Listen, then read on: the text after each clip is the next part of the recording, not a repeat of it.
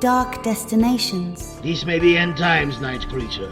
Why would a few more casualties trouble me? Because their blood will join yours. A radio drama anthology. You are wrong. How you figure?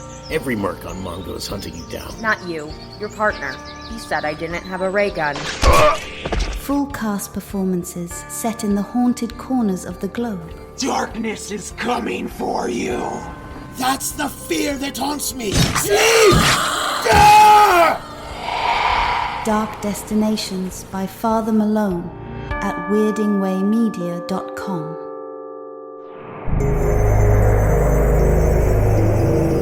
Weirding Way Media.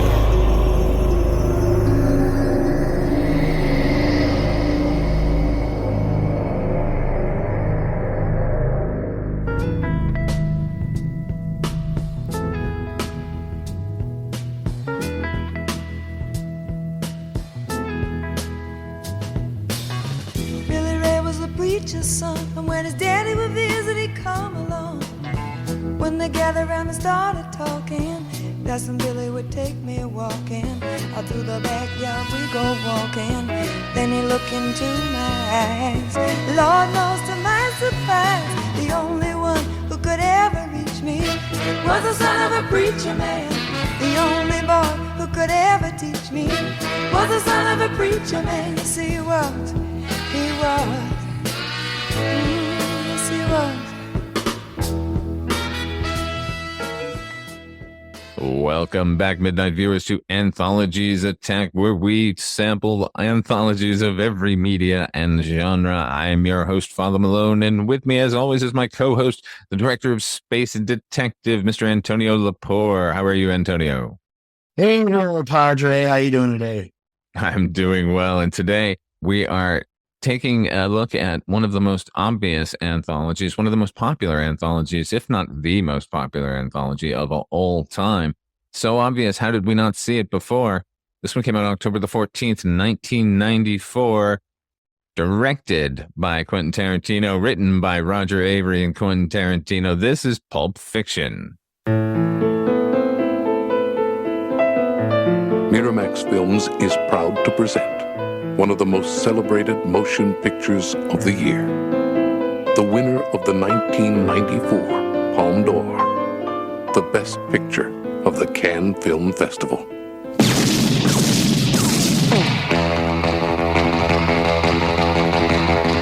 Come on, let's get in the character. Why are you so interested in Big Man's wife? Well, he's going out of town in Florida, and he asked me if I'd take care of her while he's gone. Take care. No, man. Just show her a good time, make sure she don't get lonely. Girl. You see, this is a moral test of oneself. I do believe Marcellus, my husband, your boss, told you to take me out and do whatever I wanted. I love you so much, can't count on whether or not you can maintain loyalty. The night of the fight, you may feel a slight sting. Pride only hurts. It never helps. In the fifth, your ass goes down. I have to say, play with matches, you get burned. We should have shotguns for this kind of deal. We're in a lot of danger, aren't we? I'm prepared to scour the earth for that moment. Oh, I'm sorry. Did I break your concentration? Get down, get down. You got a corpse in a car, minus the head in the garage. Take me to it.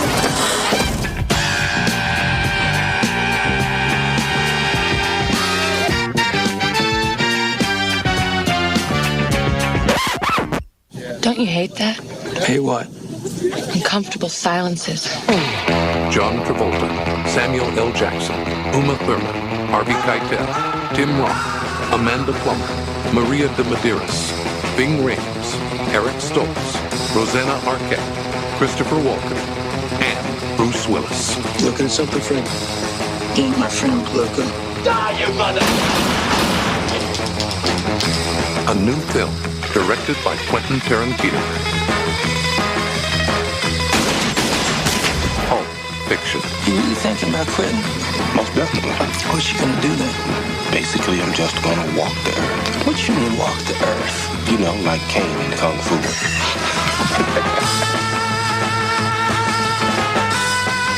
Miserloo for everybody. Surf music reigns. And no surfing in the movie. No, not at all, though, which is kind of the genius part of it. Antonio, what is your history with Pulp Fiction? Well, considering I was a teenager there getting into college, studying film at the time, every other film school nerd, this movie was the Bible at that point. Like, it was the biggest thing since Jesus. Like, every dorm room that I went to, every apartment somebody had, my very own bedroom had that fucking poster on the wall. And I am holding right here the published screenplay of Pulp Fiction. Hooray! Which everybody had, which is obviously not the screenplay. It's just pretty much a transcription of the movie. But still, everybody had this thing. Pulp Fiction was huge, man. It was life. I saw it with my almost girlfriend at the time, Jocelyn, and she's a little intellectual, nerdy girl too. And we went, had pie and cigarettes and coffee afterwards, and talked like 4 hours about the brilliance of this movie. Like, what it did.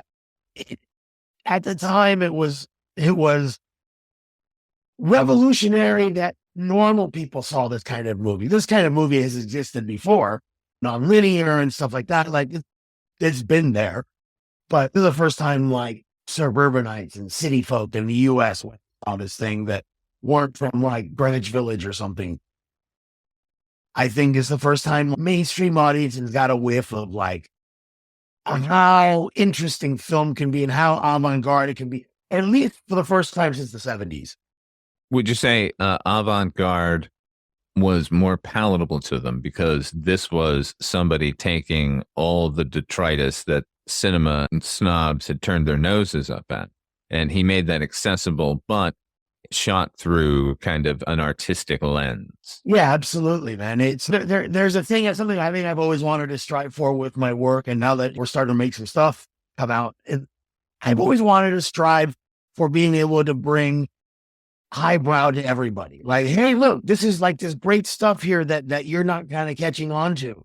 Let's have a look at it. Let's take a look at, I don't know, maybe I'm sounding a little pretentious, but I like the idea of everybody being able to enjoy art, and stuff that may come across as pretentious, or Americans aren't going to get new wave French cinema, but or they're not going to get Fellini, but if Tarantino's kind of reinterpreting these kind of ideas that these old masters came up with, and putting a pop culture, filtering into a pop culture lens, I think it helps people like, oh, wow, I can understand complex things.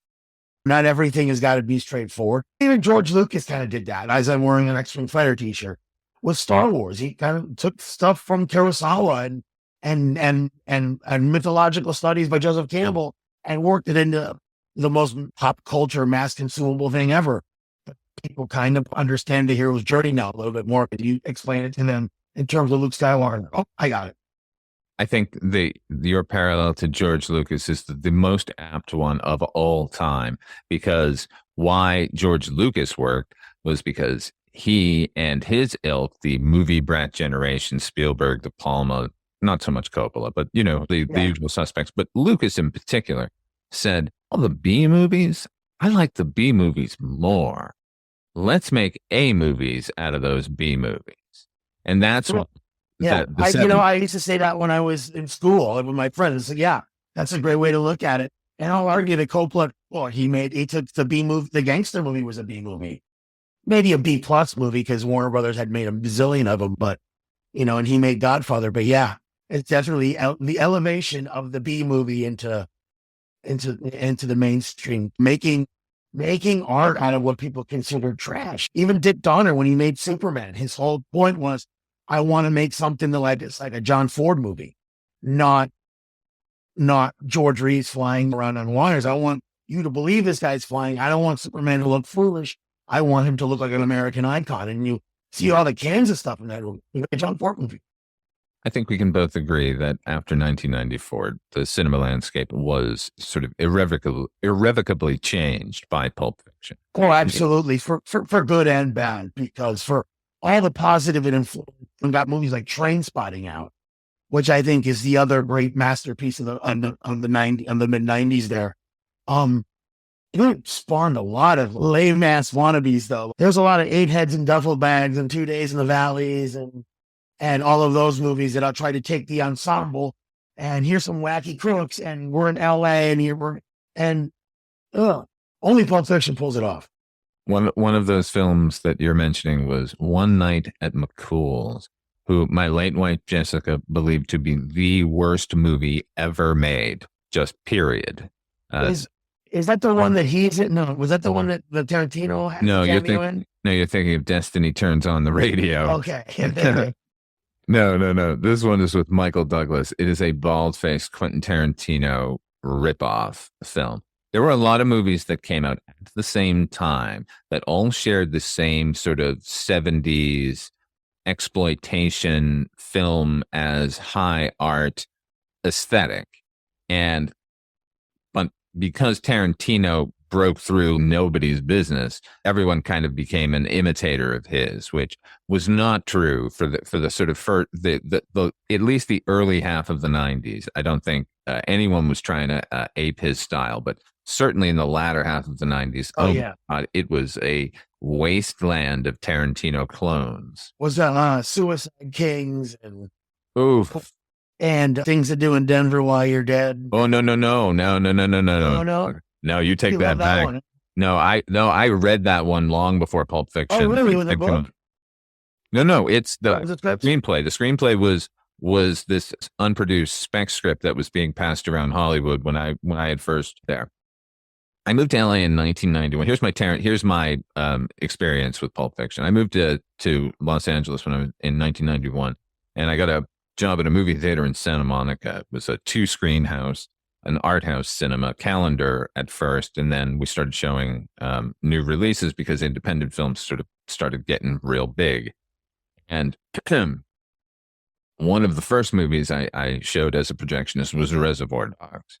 So I've seen that movie 7 million times. If it was on the screen, I was watching.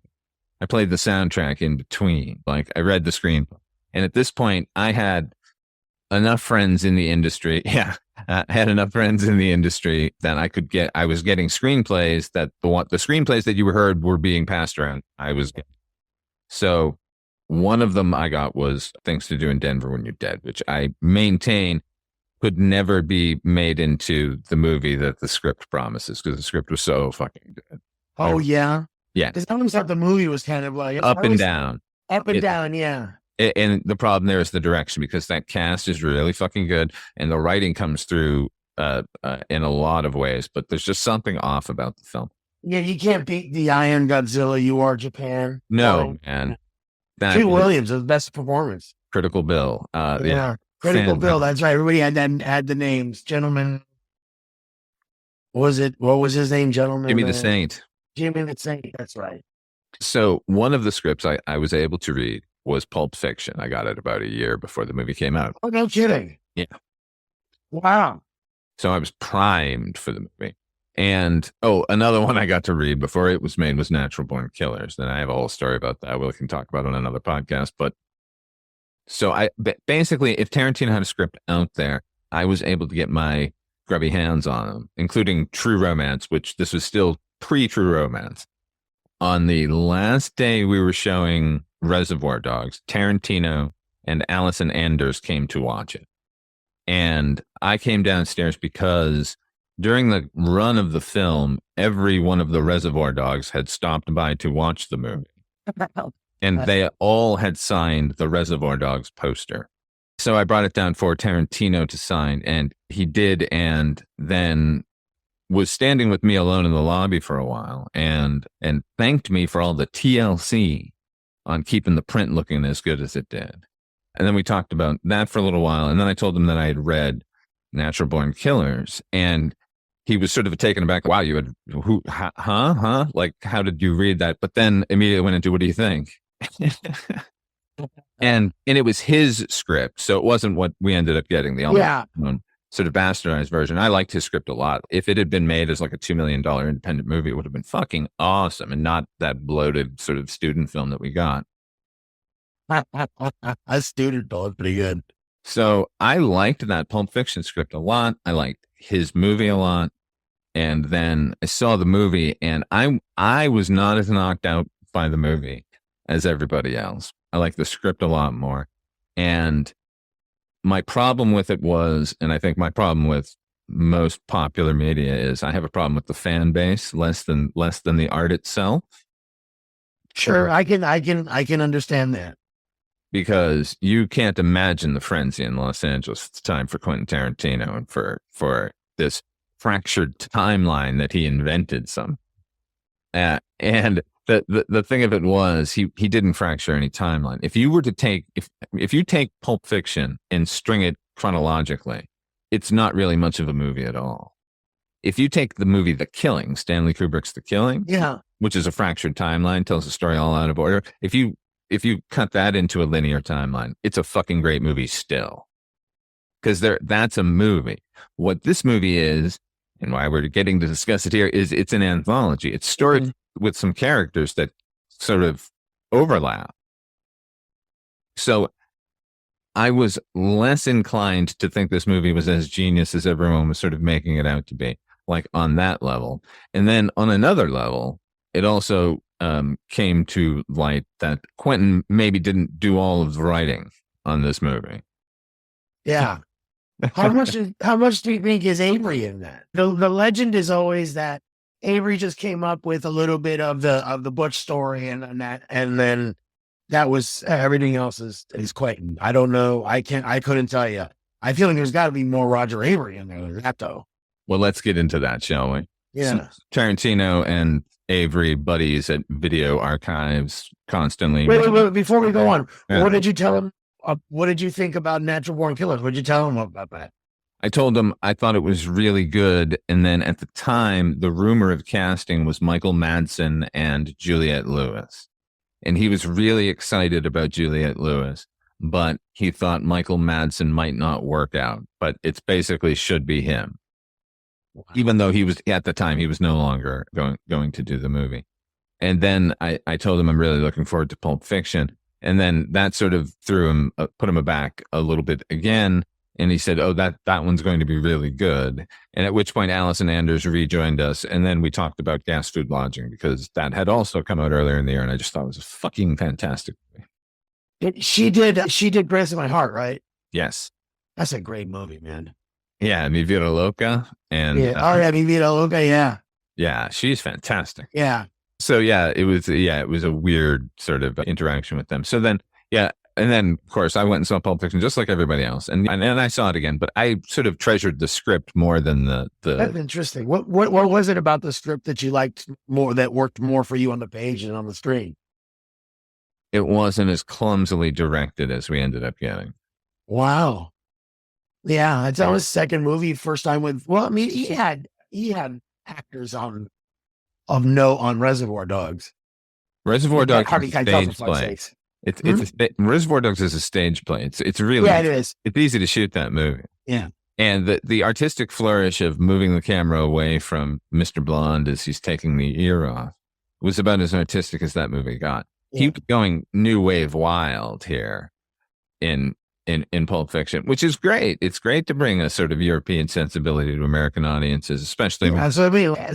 I'm like 18, 19 years old when that came out. So for me, it was like, I had never seen anything like it. I hadn't gotten exposed to anything European really. I mean, I consider myself pretty good at the video store at that point, but everything was the movie brats or Orson Welles movies or something like that. I hadn't gotten into any European guys. And even to this day, I like Fellini though. I do like Fellini because 8.5 is just, 8.5 is one of the coolest things ever made. And of course, heavily referenced in this movie. Heavily. So Avery, Tarantino writing screenplays together, rewriting each other's screenplays. Now they both put the same video. Did they both work there? Okay. Both working at video archives, right? So there's this pattern of Roger Avary writing an idea and either abandoning the idea or just writing it to the point where it's unsatisfying, right? The idea is there, but the movie is no good. And Tarantino constantly takes these movies and rewrites them. So one of, I think it's called Open Road. Basically, that was a Roger Avary script that spawned both True Romance and Natural Born Killers. Like initially, that was one movie. It was about Clarence in Alabama on the run, like killers. Oh, wow. And also the fictional versions of them were involved. And anyway, So Tarantino split those up and rewrote them, made him his own, obviously, right? But Roger Avary's involved in both of those, right? They decide that they're going to make a short film to get noticed, and then they think that that's not going to get them anywhere, that they need a bunch of short stories, and they'll each direct a segment of a film. They'll get a third. At the time, the rumors it was going to be Adam Rifkin was going to provide a third short film, right? And that ends up not happening. They can't get it together. Tarantino's script ends up becoming Reservoir Dogs, and Avery's becomes a script called Pandemonium Reigns. After Reservoir Dogs is a success, they get together in Amsterdam and they bring together all of their material, right? And there's a segment of the plot, basically, Pandemonium Reigns is about this boxer who kills this guy in the ring and double crosses a gangster. And he's got a gold watch that he needs to get back, right? And then the whole fucking hillbilly fucking Butch and it's all in there, huh? And yeah, right. So that's all in there. Pandemonium Reigns is a terrible title. Oh my God, it's the worst. And somebody actually, I think, is making a movie called Pandemonium Reigns right now because they're trying to draft off of the. Well, the the funny legend. thing is all those movies we're talking about from the 90s that were trying to cash in on the Pulp Fiction thing was they all had terrible titles. All these really like over wordy titles and stuff. And I'm like, you're ripping off Pulp Fiction. Look how good the title is. So Tarantino had in his pocket the Marcellus Wallace's wife story. Okay. He had that was going to be his segment when they came back to this. So now the second segment is the gold watch. That's Roger Avary's segment. He's only going to be writing it, not directing it now. Tarantino has to come up with a third segment, right? Avery leaves Amsterdam believing that this is now Pulp Fiction written by Quentin Tarantino and Roger Avary. He supplied the third segment, the middle segment, right? Yeah. So Tarantino comes up with the bullets not hitting Jules and Vincent miracle thing, and then the gun going off, and that's the consequence for the rest of that, right? Except both of those gags were written by Roger Avary. Oh, wow. For an initial draft of True Romance. So Tarantino has written the first segment of the thing. The second segment belongs to, now he'll do a total rewrite, obviously, of the Gold Watch. He will completely Tarantinoize it. And there's no question that he's the author of this movie, right? But the last segment that he has no story for, he uses as the basis another of Roger Avary's work, and then fleshes the rest of that out, and then there's the end of our movie, right? And then they make the movie, and then the stories conflict. It's either Tarantino himself or Tarantino's lawyer basically say, take this $150,000 to Roger Avary, and it'll be a Stories by credit, or you can get nothing at all. That all was kind of in the gossipy air, even down to the lowly projectionist at a movie on the outskirts of Hollywood. All of that was kind of roiling at the time that this movie came out. So it kind of curtailed my enjoyment of the film a little bit. But that's just my experience with it. Oh, wow, that is the tea, as they would say. Well, no kidding. I mean, I guess it tracks. I don't know. And not only that, Antonio, right? Now, listen, I told you, I watched Reservoir Dogs 1 billion times. I had the poster signed by the whole cast. I had the script. I had all of his scripts. I was a goddamn convert to Quentin Tarantino, right?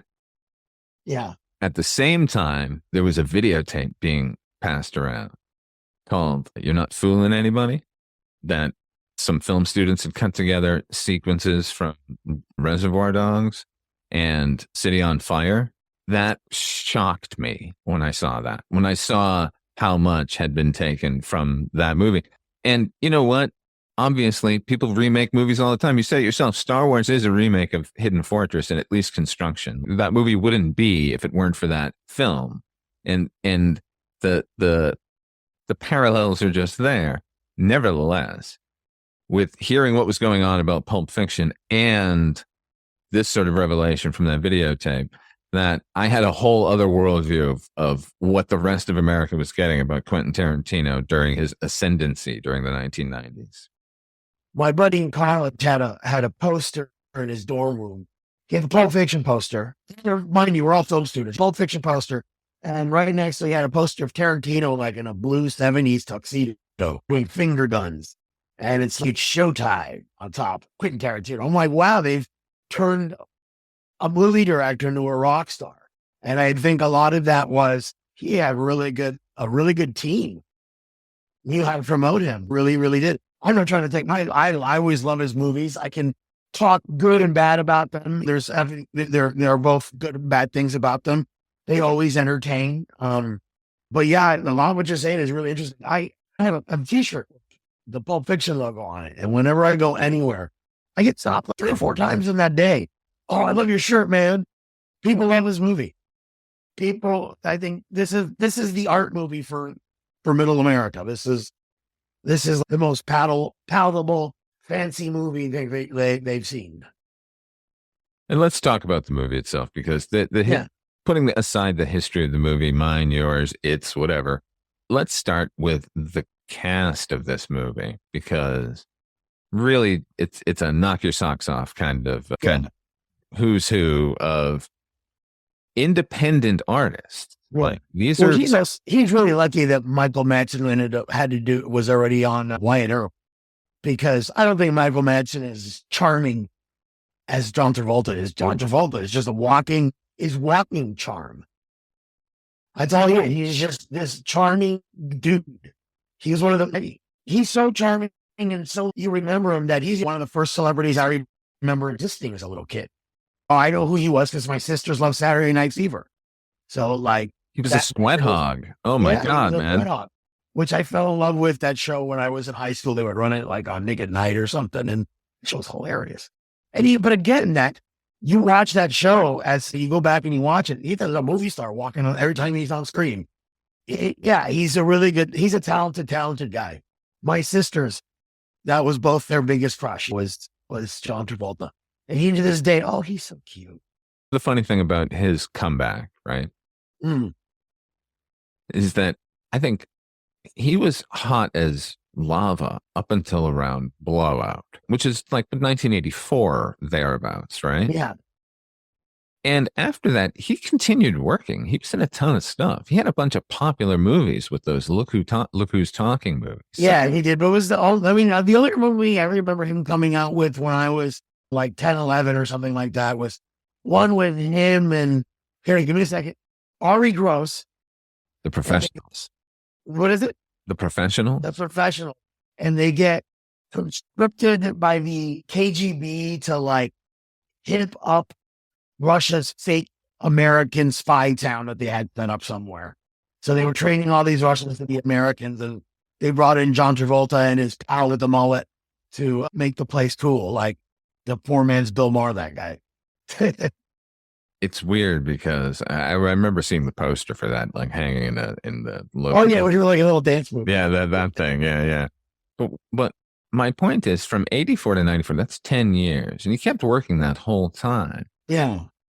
But it seemed like there was this cultural shift where collectively we blamed John Travolta for the lameness of the 1970s. Like him and the Bee Gees both suffered. Yeah, all the kitschy cheesiness of the 70s. And we love it. Look, I love every aspect of the 1970s. I mean, not all of it. I don't love racism, but the funny thing is I think always found, and I've heard this somewhere, I think in a documentary or something, but a lot of the backlash on disco was really rooted in homophobia and racism, because there was a lot of gay people, a lot of black dudes a lot of black folks making disco music.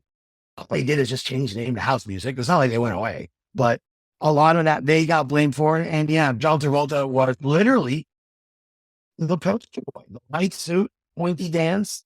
And that's literally like the smallest point of that, because there's good music. The 70s had the best movies. I had great music. I don't know, but they got cheesy towards the end there.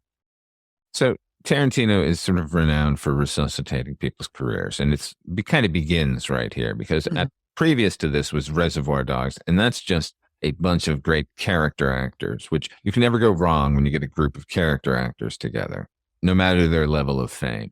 But here, in this sort of big budget, quote unquote, 8.5 million was the budget on this movie, by the way, which when they sold the distribution rights overseas, they got 11 million. I will say this about the Weinstein brothers. They were very good producer, I mean, they're not the producers of a very good, they were a very good studio. If you were Quentin Tarantino or Robert Rodriguez or one of these cool directors, they really knew how to promote you and they really knew how to fight to get an Oscar nomination.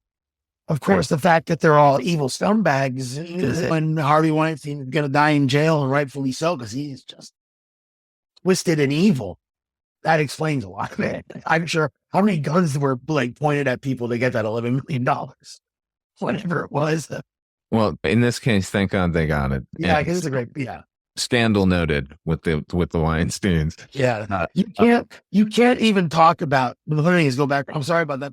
No, but you can't even talk about this period of cinema without addressing them, because it's like they're responsible for most of it. They Clerks. They bought. Did they buy El Mariachi? No, they didn't buy El Mariachi. Sony bought El Mariachi, but they put out They put out Dusk Till Dawn, right? Oh, yeah. And everything after that for a while. Pretty much when we were in school, the whole point, that first time in the late 90s, early 2000s, the whole point was to get picked up, make an indie and get picked up by Miramax. That was the whole point. And it turned out that there's a kind of dark history behind it. It's weird too, because I'm assuming that many of these filmmakers and actors and stuff had to have known this shit was going on. So it's kind of like, I don't know, puts a kind of a dark cloud over that time period a little bit. Oh, it does every time a great movie from the past that I want to revisit begins with the Miramax logo. Yeah. Here's the thing, like the reason Reservoir Dogs played at my theater is Miramax figured out they could four-wall us very early on. So we were a kind of we had two screens, but one of them was always a Miramax film. Enchanted April played for about a fucking year. And I saw Enchanted April in the theater, for God's sake. That was the 90s. You went and saw these little weird art house movies because it was the cool thing to do. And you could see them. And where I saw Trainspotting, the Gold Coast. Wow. They used to have a little tiny movie theater in there, and it was an art house. And they played all these weird movies. I saw Pulp Fiction like a Friday midnight show. It was a cool little movie theater, and they all disappeared, but yeah, I felt very privileged as a projectionist in LA at the time because I worked at the New Wilshire Theater, which was the sister theater of the New Art Theater, which is the sort of more of renowned calendar houses in Los Angeles. It's a one-screen house, and I worked over there as well. I also worked at the Samuel Goldwyn Pavilion Cinema, which is the sort of prestigious art house, but in a mall. The same mall, if you ever see the Tom Petty video for Free Falling, where he's just riding up and down an escalator pipe. That's the mall. Nice. But yeah, worked in there and also worked at the New Bev back when Sherman was the owner. But I did feel very privileged because at the time, I was not only at my theater getting a glut of fantastic independent and European films, but every theater was cool with, is it okay if I come watch a movie? Like, hey, I'm the projectionist at the New Wilshire. Can I come watch a movie? Yeah. And it was never a problem. The state of movie theaters when it finally went digital, I stopped being a projectionist, was such that they were limiting passes for employees. Like the whole reason you would work in a movie theater was the free movies. Yeah. We had a film school buddy. He was a projectionist at one of the theaters, and we went to every Friday morning, or whenever he was working. Hey, we're here. Yeah, come on in, dude. Or we would watch stuff early. He would get the print a week early or whatever it is, or a few days early, and we'd go watch it when he was checking it. We saw a lot of movies like that. Yeah, so I got to see every independent film you can think of the early 1990s and into the 90s. I was privy to. And Tarantino was fucking huge. And the point I was getting at earlier, and I obviously the stamp of Miramax, it sucks. But the resuscitation of career aspect of Tarantino's filmography begins here, and begins rightfully so with Travolta. And it's like now, in retrospect, was not that hard. Just give the man a role in a serious movie and let him do his thing, because it was never a question that Travolta was talented. It's just that he got painted with such a heavy cultural brush that everyone just sort of forgot somehow. But Thank God Tarantino did not. Well, if you ask anybody who's the main character of that movie, they say Vincent Vega is the main character. Vega isn't the main character. There's no main character. But his presence is such that, of course, the most memorable character is Jules, but still, you still don't know, okay, he's the leading man here. Yeah, the other big casting coup for the movie, the reason they got the $11 million, I don't think there were any guns drawn, was Bruce Willis, a huge movie star, and so being the lead in this movie. He was the one of the big three. Or him and Schwarzenegger, they were like, and Stallone had the restaurant. I was just going to say, they were opening a Planet Hollywood somewhere, one of the triumvirate was going to be there. And to have such Hollywood royalty, beyond royalty, smack dab in the center of this movie. Because really, this movie is about Butch. Yeah. And this is his best performance. There was, John McClane, Die Hard. Yeah, everybody loves Die Hard. Die Hard is apple pie, man. Everybody loves that movie, but Bruce Willis's best acting is this movie. This is, you are with him. You feel every scene that he goes through in this movie. You're with him.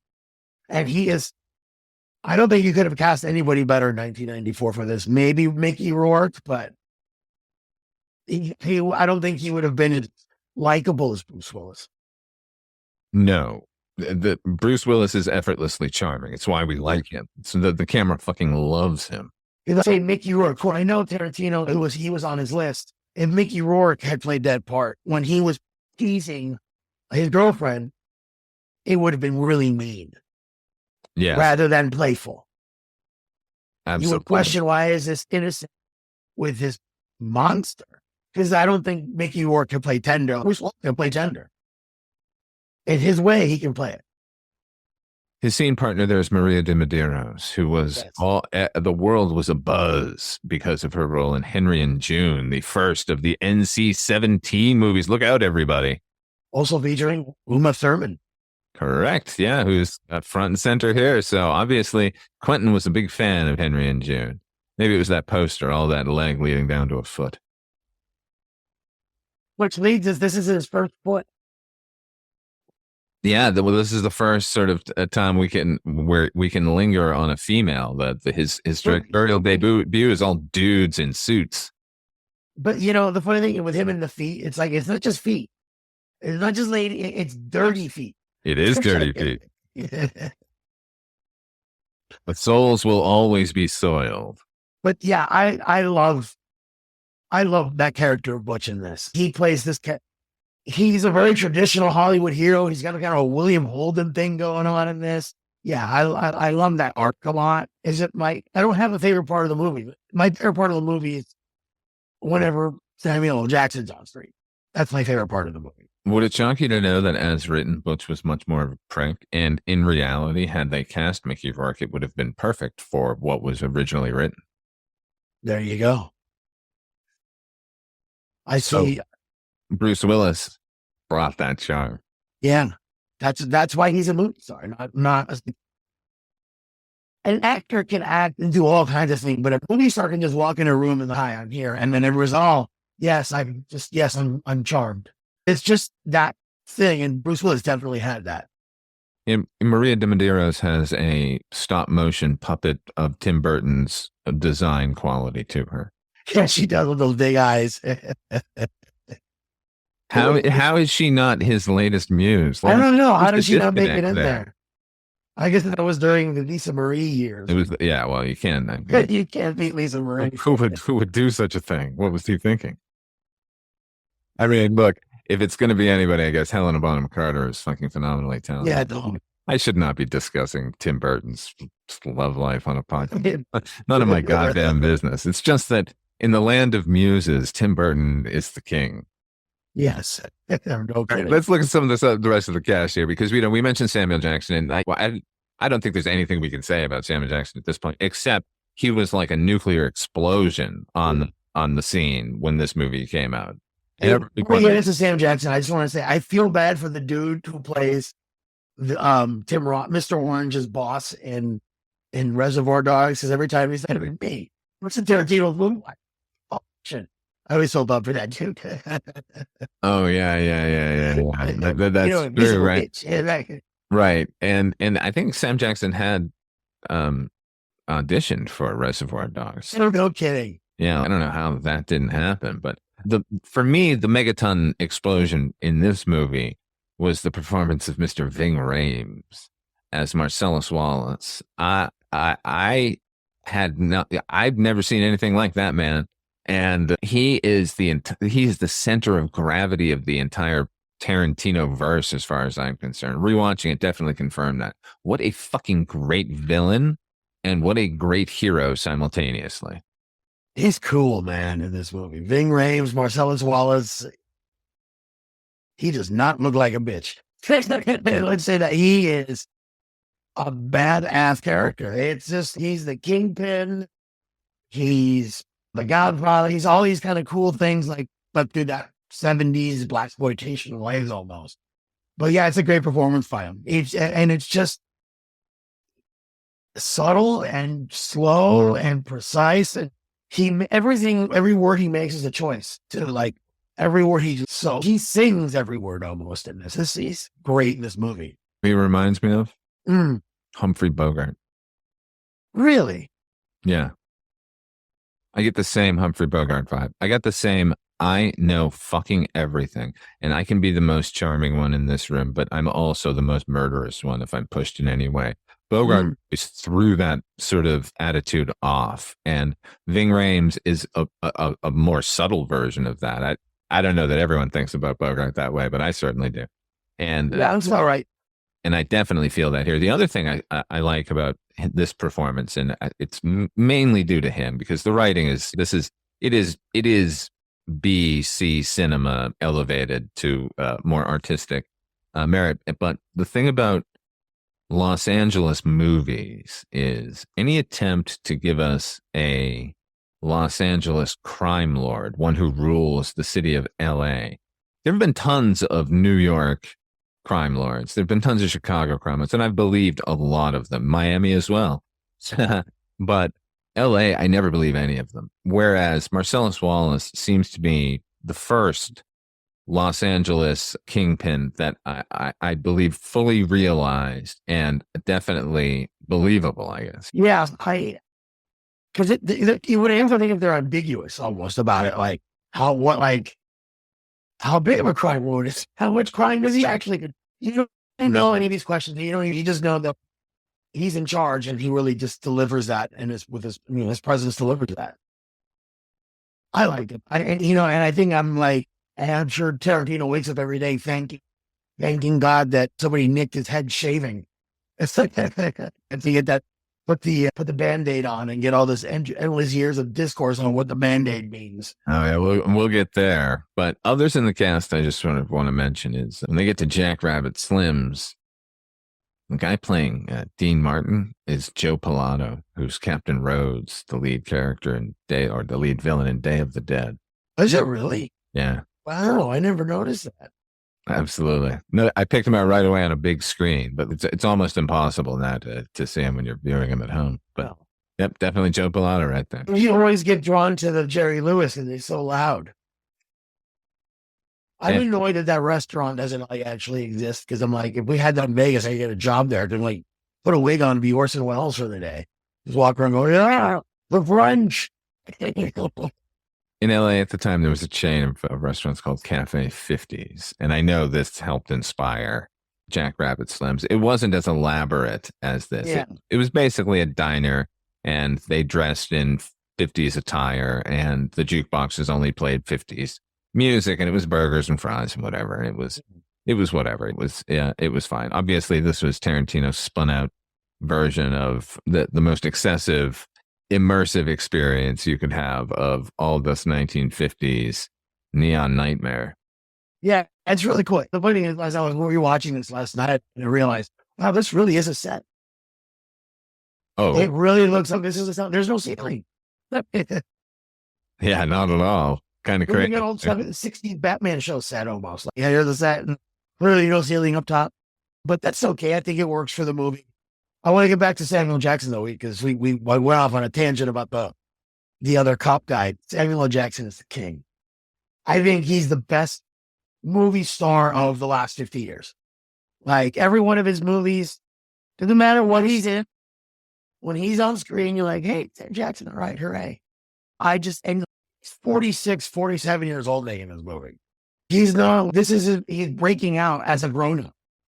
Right. You know, we don't have young. Sam Jackson's always been middle-aged and old now. But like he owns that screen so much. And it's weird that it bugs me out that he didn't win an Oscar that year, but he lost to Mark Landau playing Bela Lugosi, and that performance is sublime. So I would see the very difficult. One got the Oscar, the other got Immortality, I guess. But he's, I think, the most bankable movie star too. Like he has more $100 million movies than anybody or something. You know, he's in 3 Star Wars movies, he's in 10 Marvel movies, like Jurassic Park. Yeah. I love Sam Jackson, man. He's just a delight. And every story I've heard about him is that he's cool. And then to work with, he shows up he's early. He knows all his lines and he hits every single mark and he only needs 1 or 2 takes. Like the dream. You wonder why people keep hiring him. I just love this guy. And that speech, I know it's cliche, but man, when he does that speech, even today, the great vengeance of furious anger, the way his nostrils flared, his eyes just seem to dilate out of nowhere.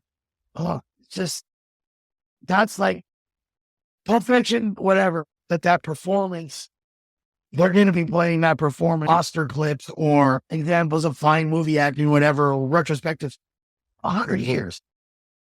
Like, it's one of the most iconic movie performances ever. I can go on about it, but I just love Sam Jackson in this movie. Even with that Jerry curl, he looks ridiculous with that Jerry. It seems no one but him could make the Jerry curl cool, right? Have you heard the story of his audition? No. His audition was he came in with a cheeseburger and he ate the cheeseburger, finished the cheeseburger and left. And he just stared menacingly at them while he was eating it. And then, like, oh, yeah, he's got it. And that scene, she's frightening in that scene. It's just such a alpha dog kind of like leader of the pack thing. He's, I'm here and I'm manhandling you. Now I'm going to eat your food. I'm going to drink your drink. Oh, yeah, it's great. That we'll break down which of the stories we like best sort of eventually. I just want to kind of wrap up the cast here because the other sort of standouts for me are at the beginning of the movie, which is Tim Roth and Amanda Plummer as Pumpkin and Honey Bunny. As a wraparound segment for our anthology movies, you can do worse.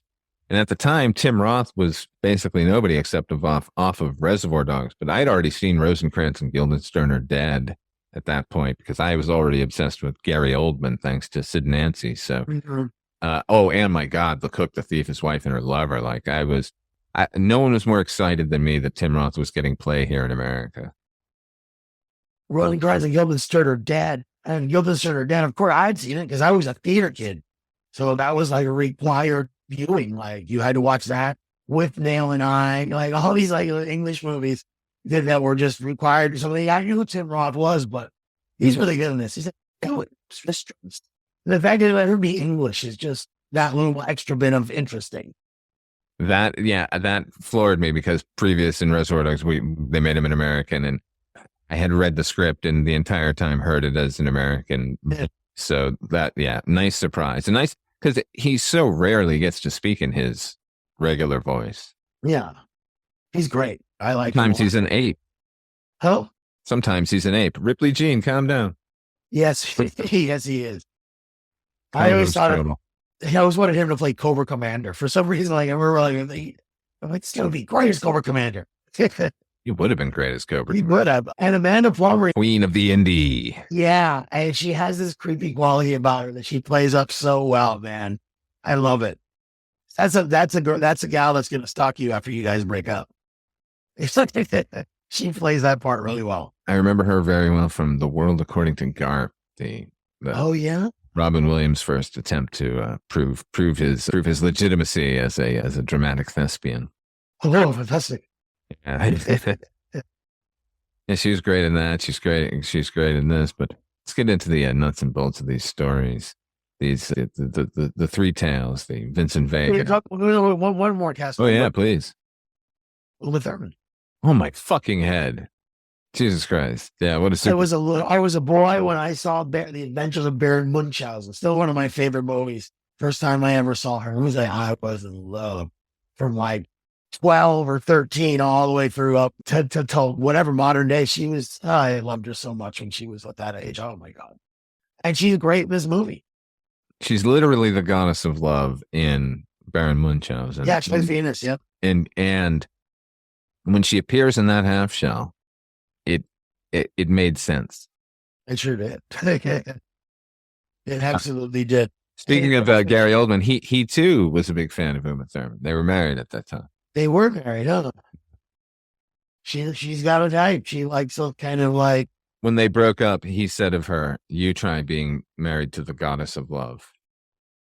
Gary Oldman is so cool. You try and be married to the goddess of love. Must be tough. Yeah, I know. He was Dracula. Gary Oldman was just a cool actor, man. He was just like Sid and Nancy. First thing I saw him was Dracula, and then I saw Sid and Nancy, and then just following him. And every time he's on screen is great. I can't believe he made Commissioner Gordon interesting. But anyways, back to Uma Thurman. I'm still a sucker. Any girl with that haircut, forget about it. They're gonna screw me up, man. Those bangs, let me tell you. And she's a terrible person. But they all are. Go through a guy's jacket and just start snorting whatever's in his pocket. But you do if you're Mrs. Mia Wallace, you do.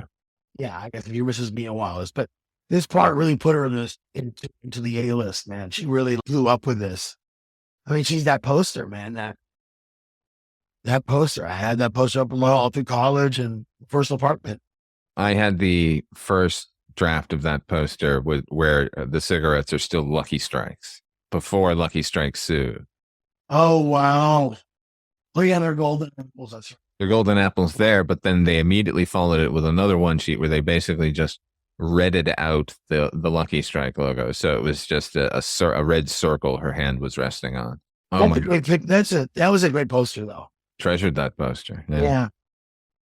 What was the other? Thurman. Let's talk about Thurman for a second. Yeah, because she's the kind of the movie doesn't work without her because breaking the stories apart. The first story, the Vincent Vega and Marcellus Wallace's wife, to me is the best story in here for a lot of the reasons we've already mentioned. Particularly, you said that opening scene where we get to the ferocity of Jules as a character.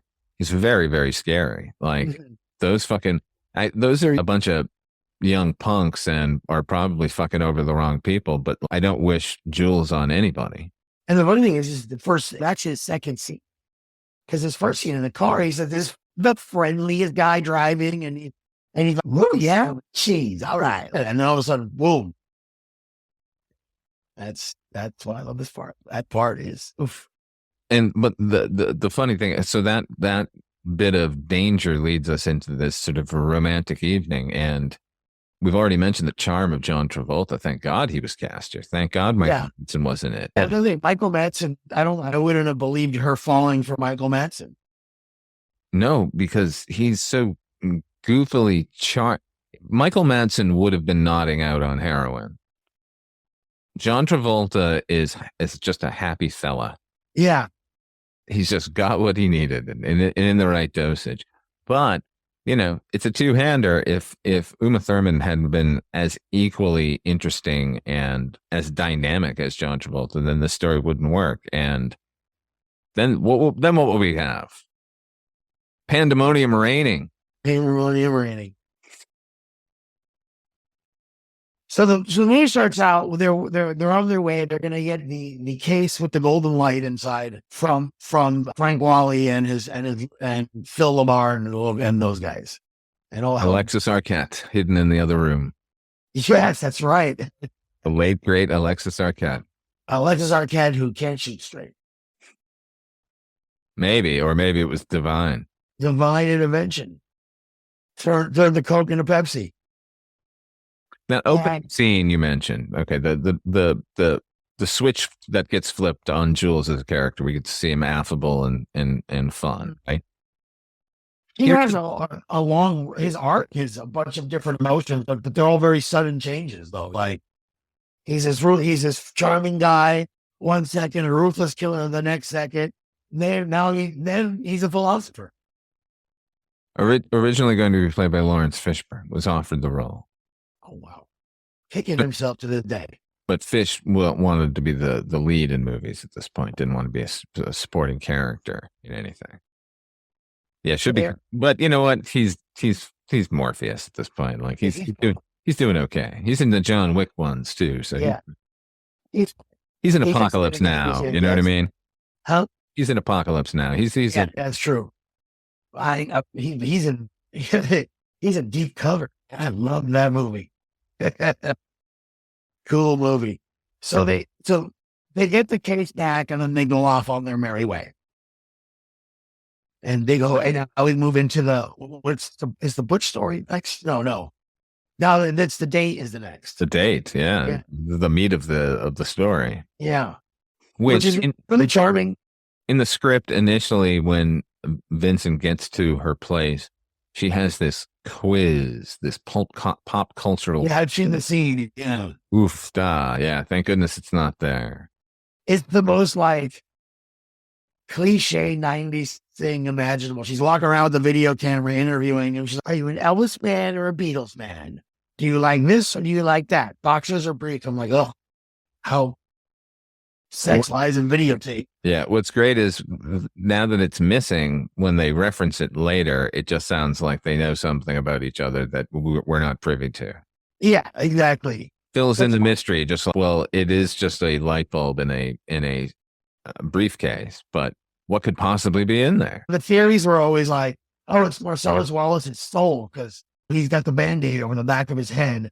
Or what's the and the combination is 666 on the yeah. Oh, it is 666. Yeah. Yeah, I always thought it was a ripoff of Kiss Me Deadly. Robert Aldrich's Kiss Me Deadly. It has a glowing briefcase that you're not sure what is in it, but it's most likely it's radioactive material. It's used as a metaphor for the horrors of nuclear warfare. Of course. But it's an interesting plot device. The suitcase, like it's the unanswered MacGuffin, and like it works in this movie. It generally doesn't work. I know that J.J. Abrams, I think, did it, and his Mission Impossible movie. There was a MacGuffin the whole movie, and you don't even know what it is. It's like, oh. Well, here's the thing: it's a MacGuffin that needn't be a MacGuffin at all because it only shows up in this story basically, and then we see them hand the case off. It's not like we keep. Yes, nothing is done with it. Yeah, no, we're done with it. It's as significant as the old Clutch Cargo cartoons because they feature that in this movie too, a little longer than they feature that briefcase. Wow, where's the theory on that? The Clutch Cargo maybe is the devil, and who cares? Yeah, and people go into all these theories, and I'm just like, I have written numerous screenplays. Directed one or two. I can say this: some guy high or drunk writing it, and that's pretty much the explanation of all of it. I think Tarantino would be cool. I think he purposefully obfuscates things in order to get people to talk. I think he likes that. He's never really told us what a reservoir dog is, but nevertheless, like it's provided. Right, he spelled bastards with an E. Right. Like, these are just little idiosyncrasies he throws in that make people go, I wonder what that means. And they all do. So God bless him. Yeah, good for him. He's good at that. Because I don't give a shit about that briefcase. Oh, once it's out, it's gone. I don't care. Yeah, I'm more interested in what else is going on in that scene, and then more interested in the entire date afterwards. I said that Travolta is effortlessly charming, and my God, he really is in this scene. Not only when he arrives, 1,000 memes were launched with the green screen of him sort of stumbling around like he doesn't know what he's doing. Yeah, that's great. It is a goofy stoner charm at work here that continues into the conversation. When he's describing to her, or he wants to ask her about what Marcellus Wallace did to Tony Rocky Horror in regards to her, the amusement on his face that Travolta is so fucking good in this movie, man. Nobody else could have played this part. I like that scene a lot too because their chemistry is wonderful. But you guys just sitting around like in a sewing circle, and just gossip, and it's like how she is literally the more mature character at this point. And this movie is probably the most, with the exception of her drug use, she's very mature. But when they get to Jackrabbit Slim, she turns into a teenager. She doesn't get out there very often. Yeah. She was going there. Marcellus hates it there. Yeah, she wants one of his, she's turned on by his little cigarettes, but she asks him like a teenage girl. She has a little puppy dog eye in there. She got to do the dance contest. And of course, the dance contest, the referencing this in this scene. So everyone's automatically assuming the big pop culture reference in the scene is John Travolta's dancing. Right. The Saturday Night Fever, not realizing that in 8.5, they're doing literally the same dance. Well, they got some Aristocats in here too. Oh yeah, the Aristocats. Wow. Definitely some Aristocats going on. And of course, the Batusi. Batusi, that was exactly what I was telling. We're the Batusi. Now, here's the thing about this story in its entirety, including the opening with Jules and Vincent. Here's where the curse of Quentin Tarantino comes in. And it's not a curse on him or anything he's doing. It's the curse on the rest of us. Because those imitators we mentioned, what they take away from a scene like Jules and Vincent driving in the car on the way to the job is, oh, pop culture references is enough. The conversations, people began to relate to these criminals because they were having conversations that you and I might have. Yeah. Talking about things that you and I might talk about. And that was rare in a crime film. They're always just talking about the job or the past or their own past or what their future is going to be once they get through this job. But here's guys talking about TV shows. Yeah, sure. And for example, Goodfellas, which is one of the greatest movies ever made, but still you watch that movie, all their conversations are about their life, about their world. They don't talk about, hey, did you hear that new record by Frank Sinatra? What a great tune that is. No one ever talks like that in that movie. They're always talking about who got whacked or what the wife is doing or whatever. So yeah, this is definitely a new thing that also at around the same time Kevin Smith was doing in Clerks. These idiots talking about nothing. And what Seinfeld was doing on TV, just a bunch of people sitting around talking about bullshit. It's the paramount, the zenith, the apotheosis of pop culture, obsessed as generationally as we were and obsessed about the sort of same topics. But what I mean by the curse is what people took away from that is, well, I have those conversations. I'll just write those conversations now. Having no idea the skill that's going into that dialogue.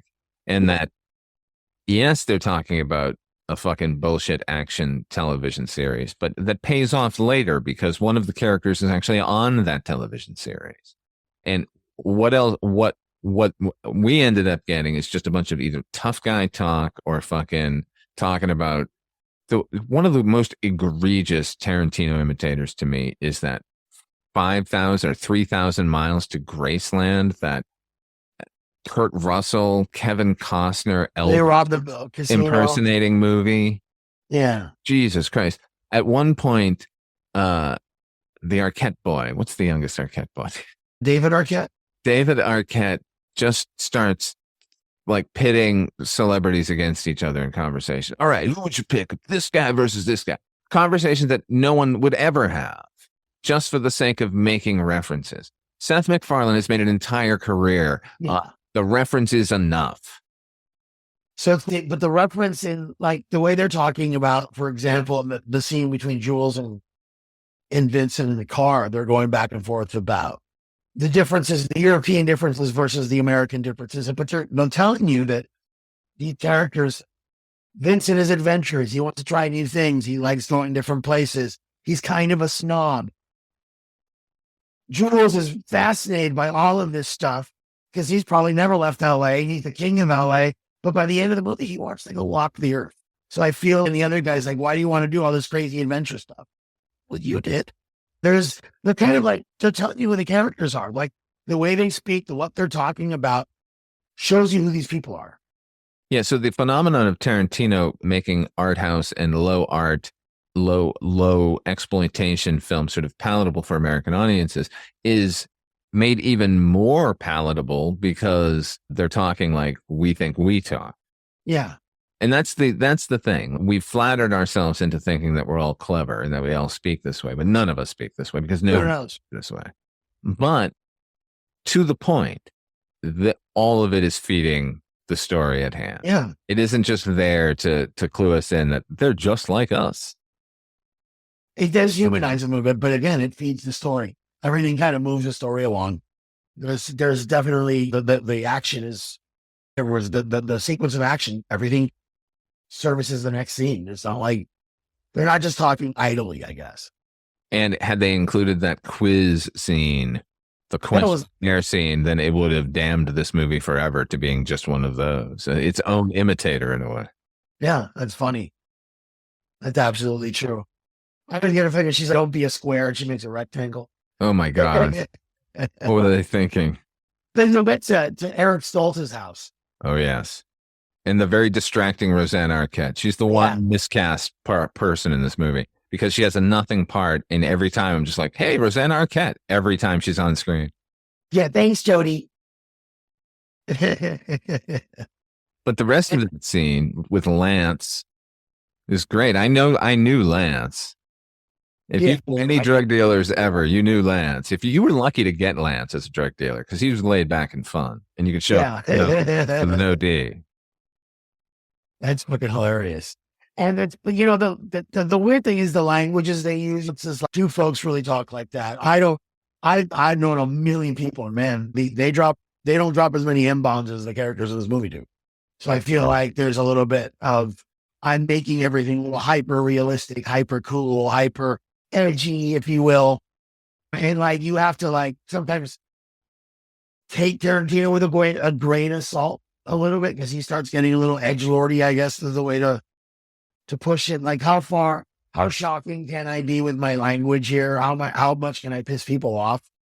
Yeah, he was a big adherence to, I'm going to push the envelope, and any pushback at all, you're denying my artistic right to do that, because this is movie violence and it's movie dialogue. It's not real. It's not anything to do with the real world. And in a lot of ways, I agree with him. But in a lot of ways, he is just being sort of a petulant child with trying to push the boundaries through the language and stuff. Because no, I don't, how casually people use sort of derogatory terminology here, it does not exist, at least not in any scenario I've ever been in. And you know, the funny, you watch his stuff as he's matured, he doesn't as much anymore.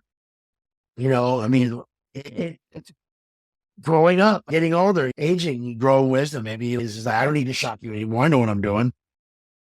Well, we live in a world now where the joke, not in front of the Mexicans from Once Upon a Time in Hollywood, that is enough to get people in a furor. Never mind what he was doing in 94. It was the last Can you imagine now? Oh, boy. Oh, no, he would not be able to get away with any of this. Not that he should have to begin with. And that's just, even artistically, it was just like, just calm down, man. You've already got us. Like, the OD itself will be shocking. Yeah, I mean, always just the line is, am I a so-and-so? Are we in Inglewood? Are we in Compton? Wherever the line is, it's okay, I got it. You're cool. Yeah, but we'll get to the final story in Tarantino, because it's most egregious there for me, where his character, Jimmy, is just so casual with is this dead blank storage? Like, yeah, I don't care how close they were as friends. There's a dead man in the trunk of the car. Is the race of him even relevant at all? Like, he's just a bloody mess at this point. He doesn't even have a head. I think he wrote that word, that line. It was just like, yeah, just like, this is some tough guy shit. Yeah, and then cast himself in it. It's just, okay, I get to do it. I get the point. I was like, I like to direct, and I like to throw myself in an interesting part. My stuff. I don't want to steal a movie, but he's not a very good actor, so it's always kind of okay, fine. Now, here's the scene. I think most people remember the OD scene where they have to use the adrenaline needle to shock her back to life. Now, for pushing the envelope, this in and of itself to me is, for mainstream Hollywood, this sort of scene where characters are casually doing heroin and then having to be stabbed with a needle into their heart and pumped full of adrenaline to shock them back to life. That's a lot for middle America, I think. And they really make the heroin sexy too at the front end when he does it.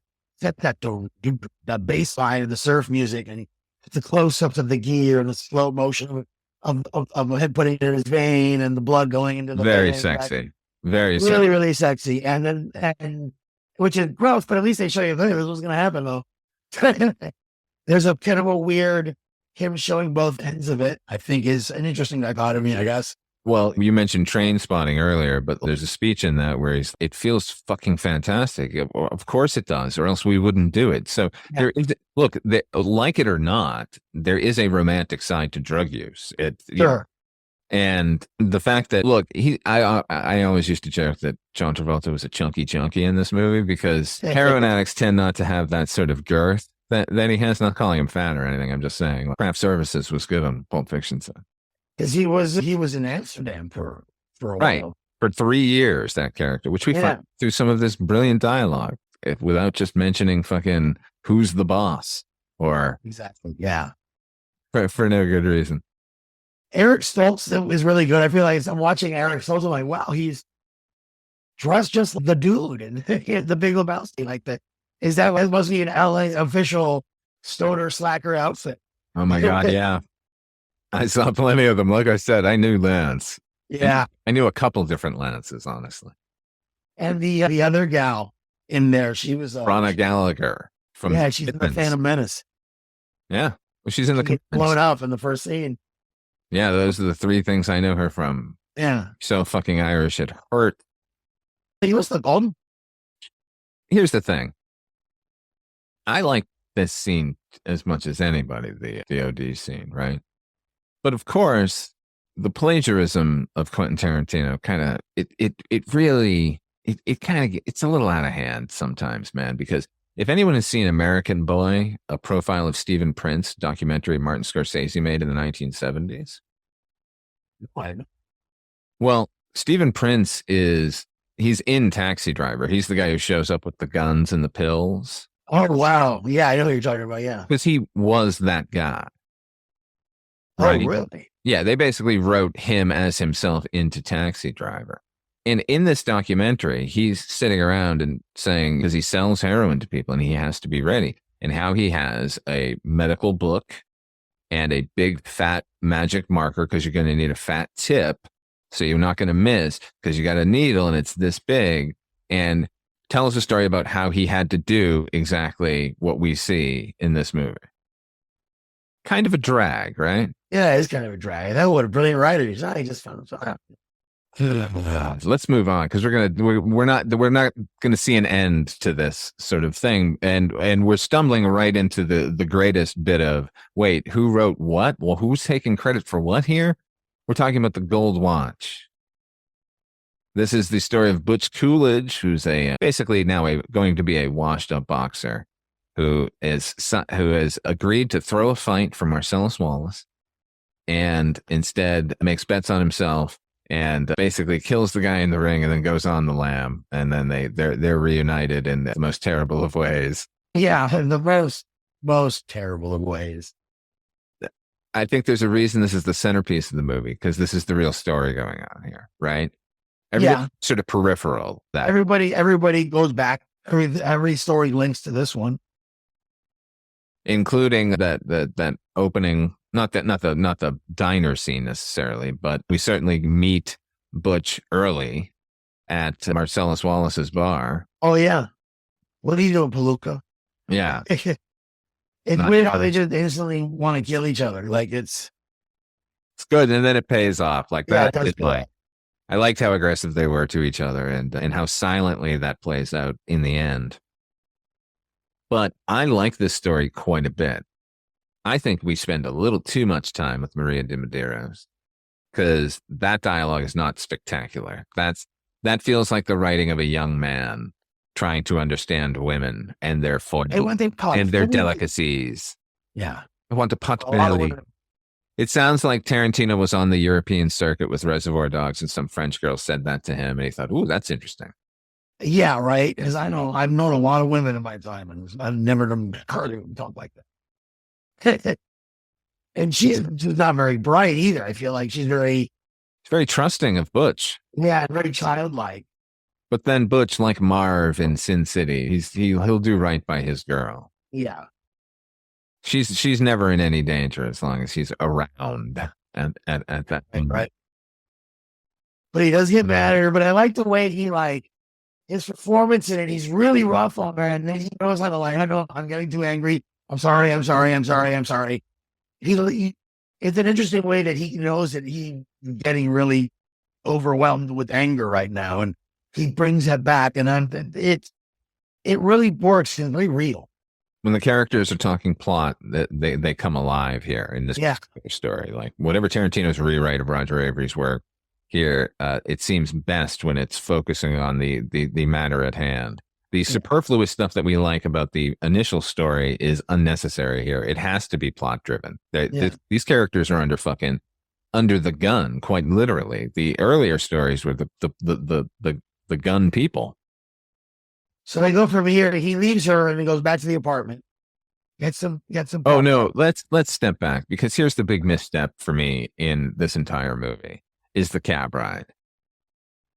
Oh yeah, with Esmeralda Villalobos. Right, who was a character from a short film that they had seen called Curdled, which then they helped get made into a feature. It's terrible. She's terrible. The scene is terrible. The fucking rear projection 1950s black and white footage is clumsy. They don't use it at all in the rest of the movie. They're on the rest of the color. No, there's something to be said for the artifice of the rear projection, and De Palma is the king of that in all of his movies.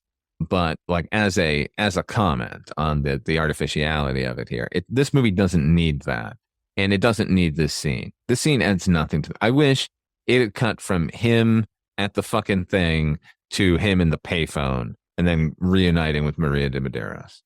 Yeah, there isn't much going on there. Because, I mean, he gives you all the information on the phone call. I killed the guy in the ring and I'm on my way out of here. Yeah, it doesn't really do anything. Why do we have this non-involved character discussing bullshit? Because she's got a foot that you're going to get a close-up on. Do we get a close-up of her foot? Oh, yeah, barefoot. She's driving the cab with no shoes on. Ah, it all makes sense now. I wasn't paying attention. Well, all's forgiven. The Bechstein man. Oy, yeah, you're right. I hate that scene too. It's just so skippable. And really, you could excise it really quickly. I'm sure there must be a cut out there, a Villalobos free cut. Right. The movie is great, but you know what's funny? It doesn't play as well as I remember now when I was watching it again. And I'm watching it and I'm wondering, how much coverage is he getting? He's shooting it. Like, I'm kind of getting disengaged with it now. I'm wondering how he's making it and what. Did he storyboard this scene? Is this exactly what he wanted to shoot? Or yeah, there's enough rough edges that it beckons for that sort of speculation. Yeah, particularly when the stuff gets clumsy, as it does a lot. I agree with you. I was not a fan of the movie, particularly back in the day, for all of the other sort of writery reasons. But I always thought it was well made and whatever. And rewatching it now, I'm like, it really feels like a sophomore film. It feels like a big budget student film in a lot of ways, but someone who just went to NYU and not NYU, somewhere in Europe, basically. Yeah, I could maybe say that. It's pretty cool. Like what makes that movie really is the performances in it. The performances are so well cast. The actors are all very incredibly well cast. The performances are all just dynamite, and they take that crazy dialogue of his and really make meals out of it, and it works.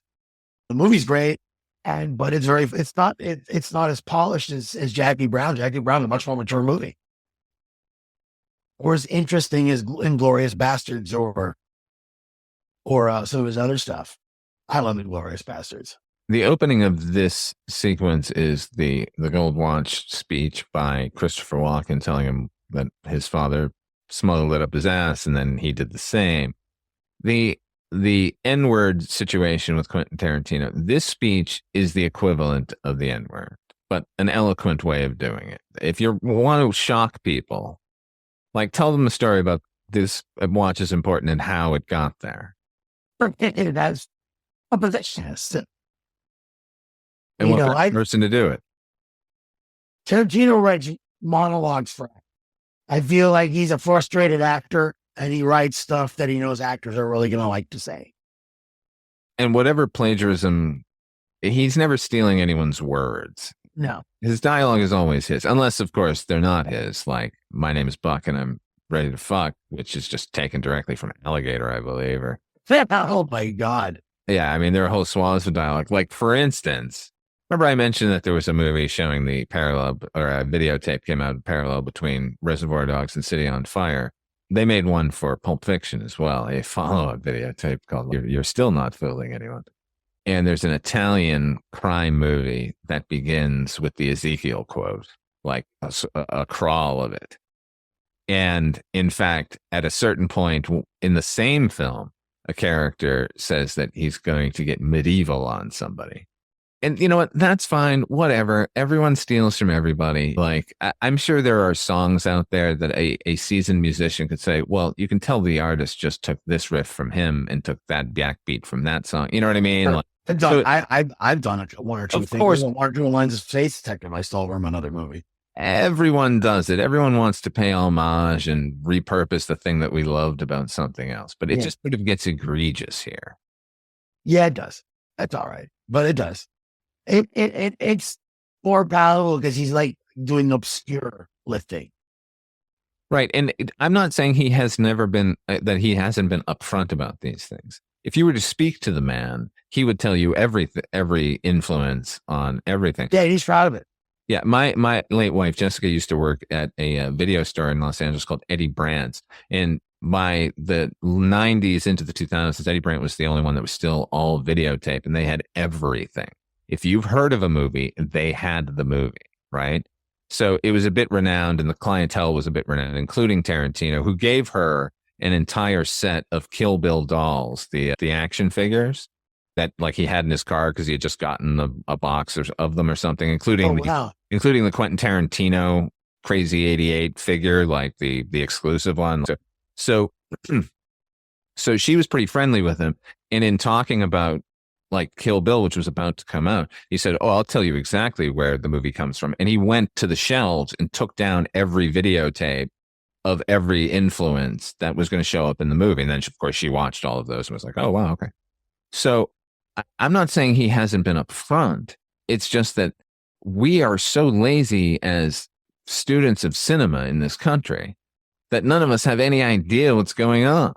I saw a quote online the other day, and I can't tell you where it's attributed. I cannot remember where it's from, but it was, there are two kinds of filmmakers. One is an architect and the other an archaeologist. There you go. Yeah. So I don't begrudge the guy for fucking repurposing shit. Not at all. The hip hop idea has been floated about Tarantino, that he's sort of remixing stuff, and he's remixing popular culture. And through that lens, I can get behind it. It's just that Roger Avary wrote The Gold Watch. Roger Avary came up with the conceit of the magic bullets and the magic gun going off that gives us our triumphant heroes samurai-like strut on out of the diner. I don't think Tarantino gets interesting as a writer until he runs out of old stuff to recycle. Okay. I think up until, let's say, Jackie Brown, he did not, after that, he no longer has Roger Avary to pull on his source material to rewrite in the Tarantino style. And I think that's when his writing sort of sharpens and it becomes less dependent on previous material and more on what. So yes, there is a series of movies called Django from the 1970s, but he fashions a thing that has absolutely nothing to do with that. Yeah, I run Django too. It's brutal. It's a brutal movie. It's really, really well made. It's got great performances in it. Because what was the basis for The Departed? The Departed is Infernal Affairs. Infernal Affairs, right? Okay, The Departed is in definitely 100% a remake of Infernal Affairs. A lot of different plot points. All the dialogue is different, basically, but it is a remake. City on Fire is 100% the blueprint for Reservoir Dogs. Yeah. I mean, yeah, he just rewrote the shit. But he's not calling it a remake. I mean, look, I don't know. I struggle with this, man, because obviously Kurosawa had to write a letter to Sergio Leone saying, I think you remade my movie when A Fistful of Dollars came out. So there's precedent for geniuses doing this. Not that I'm saying in any way Tarantino's a genius. I've got something that we lifted like right out of Seven Samurai. We lifted from Seven Samurai. So I got it. You people do it. Nevertheless, it just was. It was a lot with Tarantino back in the day, and this movie sort of, to me, as much fun as I have with this film, it feels the most laden with appropriation of other people's work and other people's material. Yeah, when I say we do something lifted from Seven Samurai, I go more like the way Lucas lifts from Hidden Fortress. It's okay, it's this kind of story, but then we're going to go off to something crazy with it. And Tarantino sometimes doesn't really go off that far off with it. Gives you the scene. He like goes, oh, I like this movie. This Z-grade movie has one great moment in it. I'm just going to take that moment and work it into my plot. Mm-hmm. Yeah, but you know, there are people out there. There are people out there bashing their heads against the wall, trying to come up with original material because they've seen that movie too, and they admired that moment too, but they just don't feel like they can take it. Yeah, there's never really a discussion there, like what he lists and what he doesn't list. But you know, all artists steal. At the end of the day, he's just really blatant about it. But I think he takes pride in it. He does, and he, like I said, he's upfront about what his inspirations, quote unquote, are. So, yeah, and more power to him. I just think, on rewatching this movie, even divorcing myself from that controversy and the Weinstein controversy, this movie's okay. I think it's overlong as an anthology movie. It should have been. It could have been 100 minutes. Yeah. You could chop, like I said, you could chop the taxi scene out, and you could maybe spend a little less time with everybody else. there's a lot of fat in this. Do we even need to really talk about the final story? I mean, what is there to say about the final story other than this is where the liberal Harvey Keitel shows up? Yeah, and I don't necessarily even like that all that much. Really, I liked his dialogue. I like. It just felt like, to me, a suave riff on Jean Reno's character from La Femme Nikita. Okay. And that character was so single-minded and wonderful. And I don't know, it hurt the rest of the scene for me that they have this superhero who swoops in and sort of saves the day. I liked watching Vincent and Jules like stumbling around. Yeah. And it's a Deus Ex Machina kind of an ending in a way, but what's stupid is the solution is they could have figured that out on their own. In fact, Marcellus Wallace could have just told them that over the phone. There is a lot of that in the movie, though. Like the whole the bullets missing them is again that going on, and I think a character like Winston Wolfe cheapens the rest of that thing because this is a character out of a comic book or a dime novel when we're trying our best to already side with characters from a B movie who have gone through a potentially religious experience.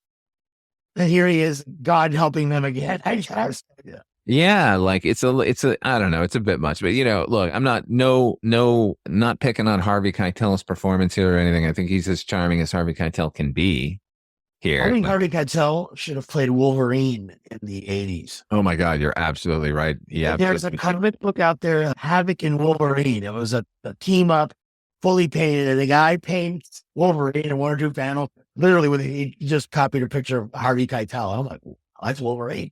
Anyways, I digress. But with the thing with the wolf character like that scene, there's a couple of things in that scene that I really like.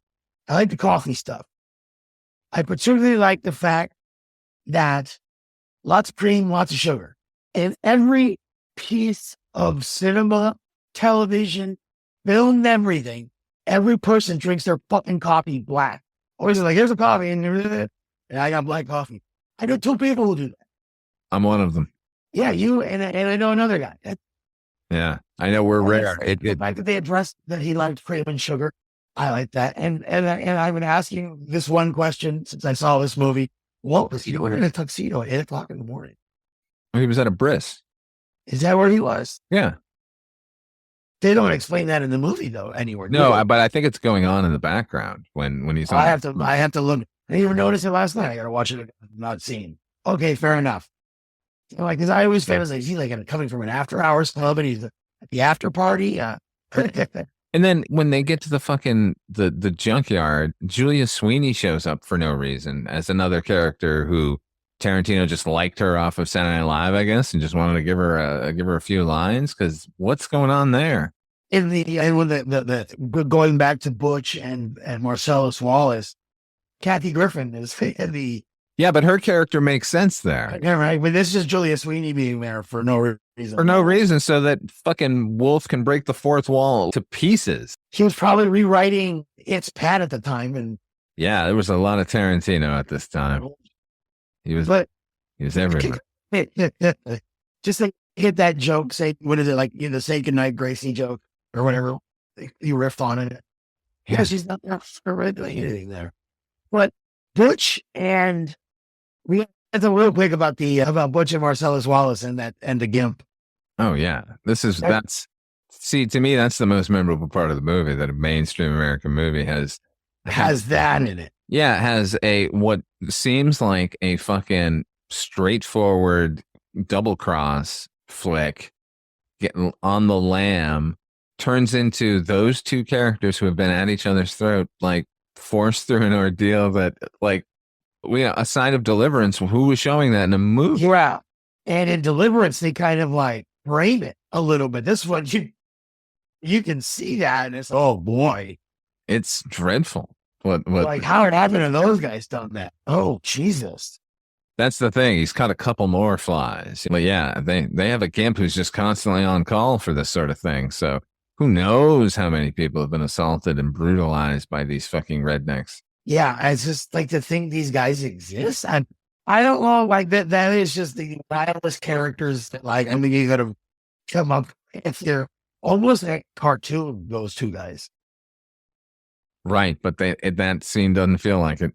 No, that scene is just disgusting. It is, I mean, disgusting. It's just brutal. And it's not about the sexuality or anything like that, but it's just the dominance, the idea of just, we're gonna find these guys just hurt on purpose. It's just really fucked up. And to see it to happen to grown men, that's the thing. It's always like some weak little girl or something like that, or some kid. And this is two bruisers that have to go through this shit, man. That's a tough scene. And I think people of middle America, like, really took that to heart, scene. Although I do like the Bugs Bunny level of him Butch picking out weapons. It's just pretty good. You need it. You need some levity at that moment before we get to the brutality of the bigger blast. And to settle on the Hattori Hanzo sword. Oh yeah. Well, of course. Yeah, that's brutal. And to see that and it just sucks. And Big Range is the one who's gonna go. Bruce Willis's character got spared that. That I agree with you, by the way. Bruce Willis's best performance, because the moment after everything has gone down and Peter Green is already on the ground bleeding, it's one static shot with Ving Rhames in the foreground and Bruce Willis balancing himself on that samurai sword in the back. And even though he's just done this thing, and even though they've triumphed together, he's still fucking terrified there. Yeah. And it's great. And it plays from across the room. It would play at the back of the theater if he was on stage. Yeah. So anyway, I love that. Yeah. And I just liked when he picks up the chainsaw. He just starts like playing with it and see if this is going to work. There's a sword. It made me think at the time watching it, like, well, really? I think the chainsaw is probably definitely more damage for the. Yeah. Might be a little unruly. But they'd hear you coming. Huh? They'd hear you coming. Yeah. You got to try to get it on if you're surprised. Not good for a surprise. The ending of the picture and back in the coffee shop where they shot The Big Lebowski and everything other movie ever shot in LA. Yeah, that's what the Hawthorne Grill, I think. It's in Hawthorne. I've been to it. Yeah. The Big Lebowski, I want to sit here. I'm going to finish my coffee. Yeah, this is a family restaurant. Yeah. Again, that scene is just owned by Sam Jackson. Especially more than anything because John Travolta, Vincent Vega's story is already done. He's dead. So he doesn't matter anymore. This is Jules' scene. This is Jules' story now. And he's great in it. That's the best dialogue in the movie, I think, is his right there. That speech, I like that. Or at least his performance is just... I think it's his performance. I think Tarantino's analysis of the Ezekiel speech is kind of parochial schoolboy in nature. I don't think he gets to any sort of depth beyond the surface of maybe this is you, maybe this is me. No, maybe I'm you, maybe this is you. There's no performance, yeah. Yeah, it's Sam Jackson, just like we are seeing this couple who have dabbled in crime, embarking on a new life of crime where they're going to do this from now on. They're going to rob diners like this and random people instead of shop owners. Running up a guy against the ultimate criminal who is giving up the life. So what we're seeing is Jules rejecting crime wholesale for a narrow path. And we believe it because Samuel Jackson makes us believe it. Yeah, I'm trying, Ringo. I'm trying. Yeah, every word is a meal for him, man. He really he's just one of the guys who sings his dialogue, man. It's just, I'm always in awe of Sam Jackson. I love that guy.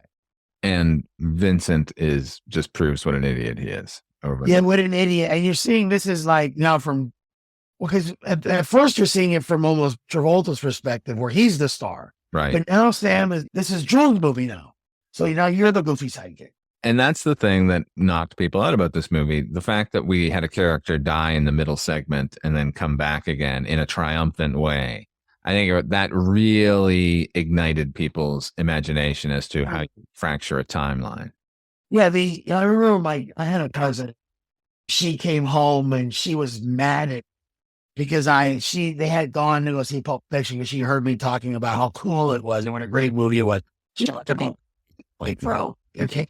Why? I'm like, yeah, it takes place earlier in the movie. It's just there are 3 different little stories. This story, he's alive in, like a book.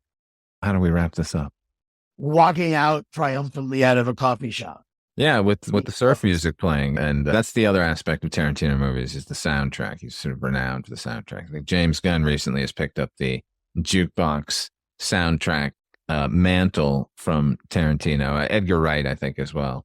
But they all owe a huge debt to Martin Scorsese, who is the king of needle drop. Yeah, absolutely. Yeah. There was nothing innovative going on here. It's just that the songs were always really fucking cool on Tarantino soundtracks, unless they weren't.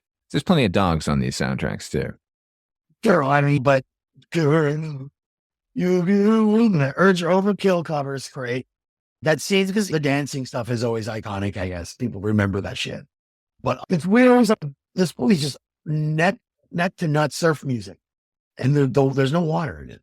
I always thought that was interesting. No, and that's the great thing. And living in Los Angeles at the time, this was the Los Angeles that I experienced more often than not. He's not showing the Hollywood sign. They're not like cruising Santa Monica Pier. It's these alleyways and vacant lots, and then these little bursts of Jackrabbit Slim kind of things, but mainly grubby little apartments. Like, that's Los Angeles, but it's also this surf culture. Like, you can't get away from it. So it's only wholly appropriate. I heard more surf music when I was in Los Angeles than I think I've ever in any part of the country. I agree. Me too. So to me, that part of the way the movie is shot and the way the movie is scored is a bit of a triumph, because it does capture Los Angeles in a way that it hadn't been, I think, at that point, other than some stuff in the 70s. And that was out of necessity. That was like, well, we don't have a permit, so let's shoot in an alleyway. Alleyways are a great place to shoot. They use them in every single Batman movie. Well, that man lives in alleyways. Absolutely. No, Pulp Fiction is a cultural touchstone. It's really one of the more important movies of the 90s. Definitely. Everybody says it's the most important one. Okay, maybe. My favorite 90s indie movie thing is Trainspotting. That's the one I love the most. That's the one I go back and I reference more than anything. The filmmaking is so energetic. And I noticed in this one, he's not the polished filmmaker that he becomes in this. This is not his best directed film. The cinematography is nice, but I think he hits a stride when he when he gets Robert Richardson to start shooting his movies, and they take on this ethereal quality that reminds you, because Richardson, I love him so much. He reminds you that you're watching a movie with sometimes because he overlights stuff, or he does that halo lighting on your head, and there's that real fantasy element to it that I think plays really well with Tarantino's movie comic book universe that he operates in. This kind of hyper realistic 70s exploitation movie universe it is, where Hitler got gunned down by Jewish American soldiers rather than blowing his brains out in a bunker and being discovered by Russians.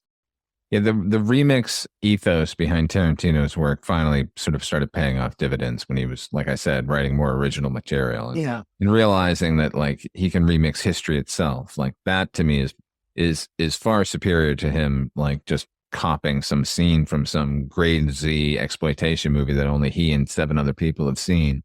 Or that ridiculously happy ending in Django. Right. Where the horses are dancing and stuff after all this. And he's got sunglasses on and got really cool clothes, and they ride off into the sunrise or whatever it is. I really like the way he perverts and rearranges the cliches and tropes as he got older. Yeah. And Pulp Fiction will be on his tombstone, but his more original work was to come. And I will also say, as we're wrapping this thing up, everyone should go check out all of Roger Avary's work because his stuff's always interesting. Check out, you want to see a twist on crime movies, heist movies? Check out Killing Zoe. Killing Zoe, yeah. Killing Zoe. Fucking fantastic, man.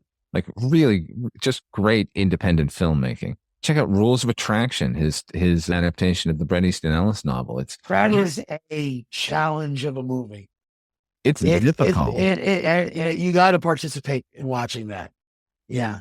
But as far as visual style, Jesus, very energetic. Yeah. Oh wow, makes the book like it's better. Like it's an adaptation where the film is better than the book, and it's because of the filmmaker. So behind it, and of course he wrote the script for Beowulf with Neil Gaiman, the Robert Zemeckis movie, and he's written a ton. I don't know. He needs to be making more movies. They're on good terms though, right? They do a podcast together and everything now. So, and God bless. And anyway, I just want people to know that your fondest memory of Quentin Tarantino is not his best movie. And what works about it is mainly because of Roger Avary. And I will say it's that cast. Yeah. I mean, ultimately the movie works because it's the movie and not the words behind it, particularly when you get a cast like this together. But they didn't improvise. They sure didn't. All right, Father Malone. Right on. Until next time, Antonio, where can people find you if they're looking for you? And you can check us out at Swamp Media. And you can check us out at swampmediagroup.com. You can see some of my work there, and at spacedetectivemovie.com. We've got some new short films dropping later this year, so please give us a follow. We're at Swamp Media Group on Instagram. Right on. Yeah, go do that immediately. As for me, you're checking out Midnight Viewing. Check it out a lot. It's on twice a week now. Mondays is Father Malone's Weekly Roundup.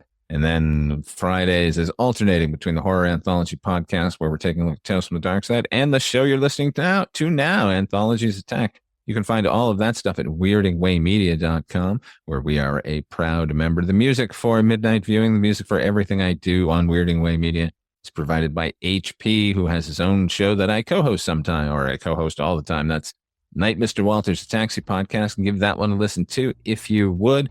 Until next time, what's a good line of dialogue from this movie? It's all pretty good. What's my favorite line? What's your favorite line? Oh, my favorite line. That's a hard one. That's a hard one to pick. There's a lot of good lines in this. I don't know. It's a Royale with cheese, I'll tell you that much. We should have fucking shotguns. We should have fucking shotguns for this deal.